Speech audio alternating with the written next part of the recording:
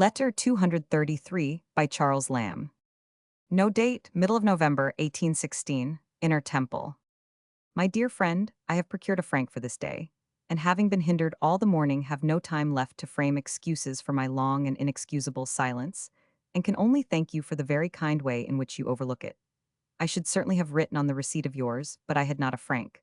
And also I wish to date my letter from my own home, where you expressed so cordial a wish to hear we had arrived.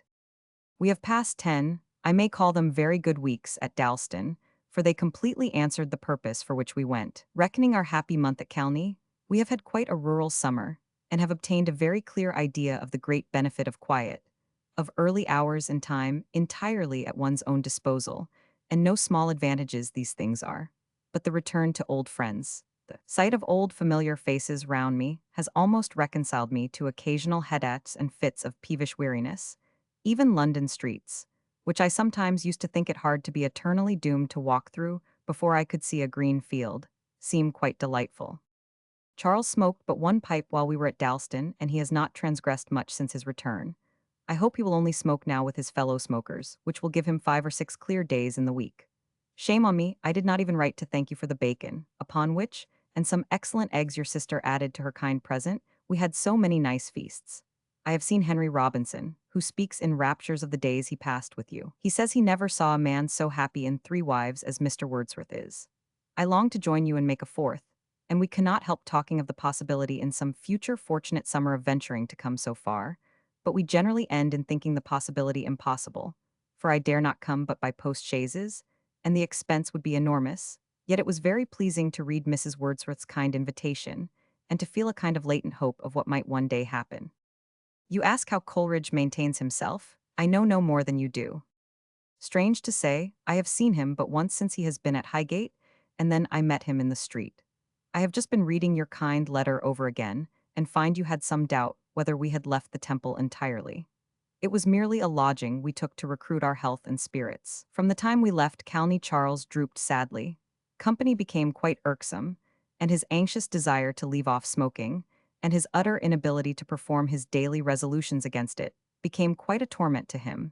So I prevailed with him to try the experiment of change of scene, and set out in one of the short stage coaches from Bishopsgate Street, Miss Brent and I, and we looked over all the little places within 3 miles, and fixed on one quite countrified and not 2 miles from Shoreditch Church, and entered upon it the next day. I thought if we stayed but a week it would be a little rest and respite from our troubles, and we made a 10 weeks' stay, and very comfortable we were, so much so that if ever Charles is superannuated on a small pension, which is the great object of his ambition, and we felt our income straitened, I do think I could live in the country entirely.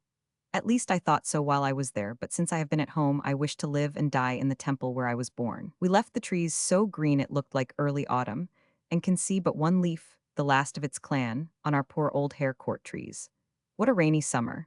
And yet I have been so much out of town, and have made so much use of every fine day that I can hardly help thinking it has been a fine summer. We calculated we walked 350 miles while we were in our country lodging. One thing I must tell you, Charles came round every morning to a shop near the temple to get shaved. Last Sunday we had such a pleasant day, I must tell you of it. We went to Kew and saw the old palace where the king was brought up. It was the pleasantest sight I ever saw. I can scarcely tell you why, but a charming old woman showed it to us. She had lived 26 years there and spoke with such a hearty love of our good old king, whom all the world seems to have forgotten, that it did me good to hear her. She was as proud in pointing out the plain furniture.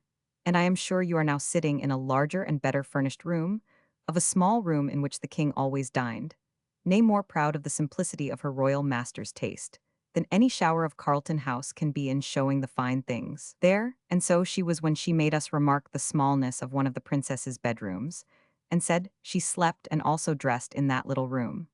There are a great many good pictures, but I was most pleased with one of the king when he was about 2 years old, such a pretty little white-headed boy. I cannot express how much pleasure a letter from you gives us. If I could promise myself I should be always as well as I am now, I would say I will be a better correspondent in future. If Charles has time to add a line, I shall be less ashamed to send this hasty scrawl. Love to all and every one. How much I should like once more to see Miss Wordsworth's handwriting, if she would but write a postscript to your next, which I look to receive in a few days. Yours affectionately, M. Lamb. Charles Lamb adds at the head, Mary has barely left me room to say how d'ye. I have received back the examiner containing the delicate inquiry into certain infirm parts of STC's character. What is the general opinion of it? Farewell, my love to all. Miss Brent, Mrs. Morgan's sister. Crab Robinson had been in the Lake Country in September and October. To a shop near the temple. Possibly to Mr. A. of Flower de Luce Court, mentioned by Lamb in the footnote to his essay on the melancholy of tailors, see vol. I. Our good old king, George Roman III, then in retirement. Carlton House was the home of the regent, whom Lamb and probably his sister detested, as his Triumph of the Whale and other squibs, see vol. Roman IV. Show. Here should come a letter to Rickman, dated December 30, 1816. The chief news in it is that George Dyer has been made one of Lord Stanhope's 10 residuary legatees. This, says Lamb, will settle Dyer's fate. He will have to throw his dirty glove at someone and marry.